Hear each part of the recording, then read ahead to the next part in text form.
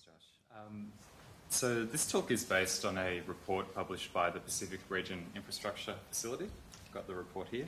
The Pacific Region Infrastructure Facility, for those of you that are not familiar with it, is a multi-donor partnership that includes the Australian and New Zealand aid programs, the Asian Development Bank, the World Bank, the European Commission, and the European Investment Bank. So the report is titled Infrastructure Maintenance in the Pacific, Challenging the Build, Neglect, Rebuild Paradigm, and it was co-authored by myself, Corey Yap, Kerry McGovern, with guidance from John Austin, and I'm very pleased that all three co-authors are here with us today. Focus of the report is fixed physical infrastructure in key sectors, which includes the power sector, water and sanitation, ICT, solid waste, and land, air and sea transport. John Austin, the manager of the PRIF office, will officially launch the report tonight at the dinner. My presentation today provides a sneak preview as to its content. So the problem of inadequate maintenance has long been recognised, both around the world and in the Pacific. Lack of maintenance leads to the premature deterioration of infrastructure, and that affects people. It means that fewer children go to school, fewer people have access to health clinics, leads to disease because of unclean water and poor sanitation. Inadequate maintenance is also costly in a financial sense. It's well known that preventative or routine maintenance, on average, provides a better financial return than investment in new infrastructure projects. For concrete structures, for example, a widely quoted figure is that for every dollar of routine maintenance that isn't performed, this ends up costing $5 in repairs and ultimately $25 in rehabilitation. Statistics on the impact of poor maintenance in the Pacific are hard to come by. There are, however, a lot of anecdotal examples. Our airline, for example, in 2010 had to operate its plane at 50% capacity, leading to high financial losses.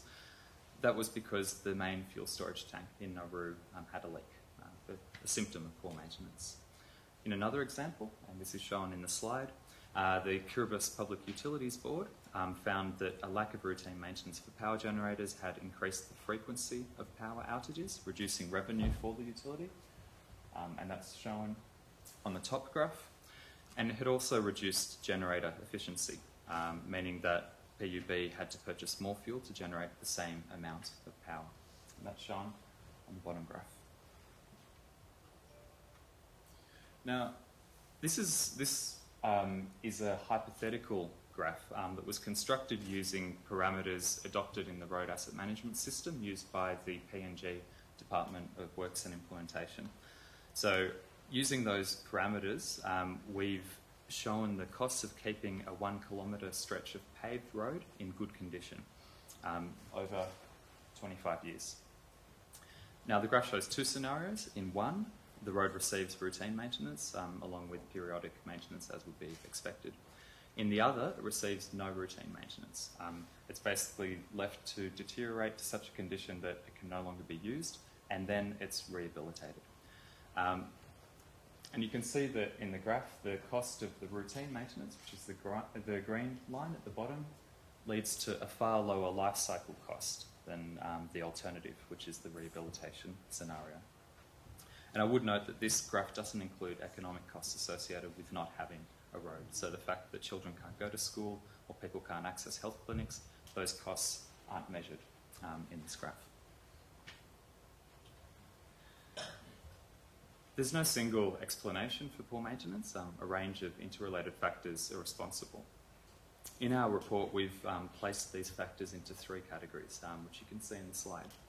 Resource constraints provide one explanation. So resource constraints in Pacific Island countries are especially evident at the fiscal level, with many governments, particularly among the smaller states, reliant on development assistance for their recurrent expenditure.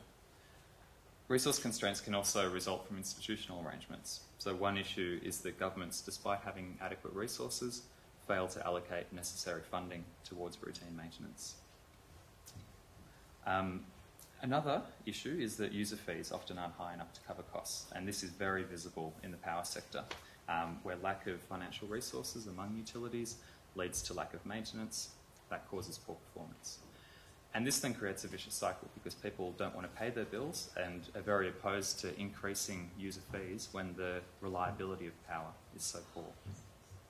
A second set of reasons relates to the capabilities of organisations. So infrastructure maintenance and asset management require a range of capabilities.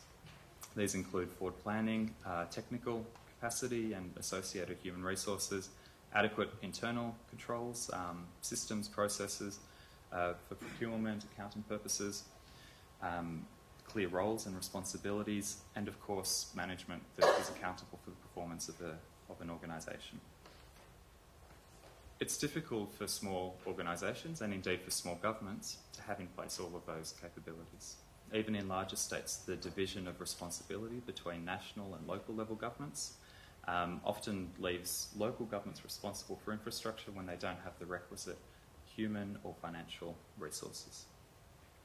Incentives, which are shown at the top, are interlinked with many of these reasons. So obviously managers and staff require incentives to actually undertake maintenance activities. Communities also need to value the infrastructure services. So in the work that I've done on rural electrification programs in the past in the Pacific, one reason for the lack of maintenance has often been the failure to involve communities at the design stage of rural electrification programs. In the academic literature, there's a very large literature on the role of incentives. So economists such as the late Eleanor Ostrom argue that donor funding of new infrastructure reduces incentives for maintenance among recipient countries. And then, of course, at the political level, there's always, in any country, a mismatch between short-term political incentives, which value new infrastructure projects, and the long-term sustainability of that infrastructure. I want to spend a little bit of time just grounding the points that I just made with some data from or case studies from the Pacific and PNG. So this slide shows funding for maintenance and rehabilitation of national roads in PNG. The funding gap is the light grey area, which shows the difference between what is needed over 5 years to achieve targets in PNG's medium-term development plan for the road sector, and funding that was actually allocated through the budget, which is the dark grey area. Estimates of what has actually been spent are different again, and they're shown by the black line at the bottom. I think 3 points are pretty evident in this graph. First of all, funding allocations for maintenance and rehabilitation have increased in real terms in recent years, and that's a positive.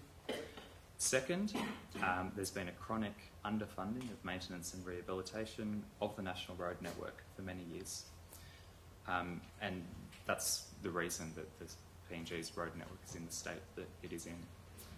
Third, I think that this graph actually points to capacity constraints within organisations responsible for road maintenance. And this is evident in the failure to spend resources allocated by government. I'm going to skip over the next slide because I am almost out of time. So how can the problem of inadequate maintenance be addressed? Not surprisingly, there are no panaceas, there are no easy answers. The fact is that infrastructure sectors vary enormously. We can't compare ICT services provided by private companies with a road network which is provided by government. Similarly, we can't compare the road network in PNG with the road network in Tuvalu. They're two very different things and they require different responses. What we've done in the report is prepare a list of actions for addressing each of the three reasons for poor infrastructure maintenance, and we've also prepared a fourth category that's relevant to donors. The recommendations are really designed to get policymakers and managers in the Pacific thinking about infrastructure maintenance. Solutions on the ground, as I just mentioned, will need to be context specific. I might leave it there as my time is done.